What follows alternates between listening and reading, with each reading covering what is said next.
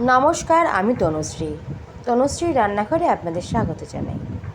আজকে বানাবো লোটে মাছের ঝুড়ো।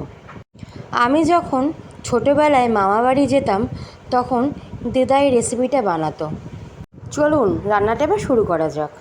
প্রথমেই লোটে মাছ ধুয়ে নুন হলুদ মাখিয়ে নিয়েছি, পেঁয়াজ কুচিয়ে নিয়েছি, খানিকটা পরিমাণে রসুন একটু থেতো করে নেব। এবার কড়াইতে সর্ষের তেল দিয়ে তাতে দেবো কালো জিরে আর দেবো পেঁয়াজ কুচি। পেঁয়াজটা হালকা নাড়াচাড়া করে দেব নুন আর হলুদ, আর দিয়ে দেব আগে থেকে থেতো করে রাখা রসুন।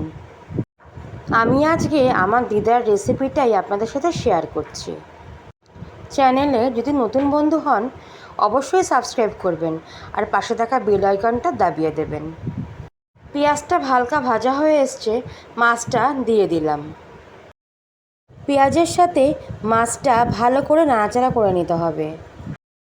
এখন দিয়ে দেব আগে থেকে থেতো করে রাখা কাঁচা লঙ্কা আর দেব খানিকটা রসুন বাটা। দেব 1 চামচ মতন কাশ্মীরি লঙ্কার গুঁড়ো। কাশ্মীরি লঙ্কার গুঁড়ো দিয়েও খানিকক্ষণ ভাজা করতে হবে। আজকে আমার রান্নাটা আপনাদের ভালো লাগলে বাড়িতে অবশ্যই একবার বানাবেন আর আমাকে কমেন্ট করে জানাবেন রান্নাটা কেমন হয়েছে। কথা বলতে বলতে ওদিকে ধনেপাতাটাও দিয়ে দিয়েছি। দেখুন জলটা সম্পূর্ণ শুকিয়ে গেছে, আরও ভাজা করতে হবে।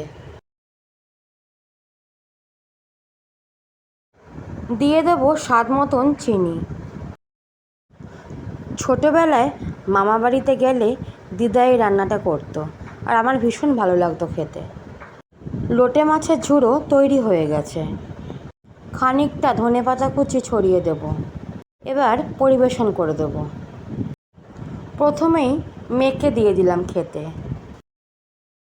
মেয়ে খেয়ে বলল, মা দারুণ হয়েছে খেতে।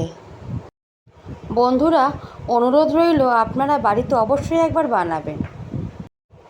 টাটা বন্ধুরা, আপনারা সুস্থ থাকবেন আর ভালো থাকবেন।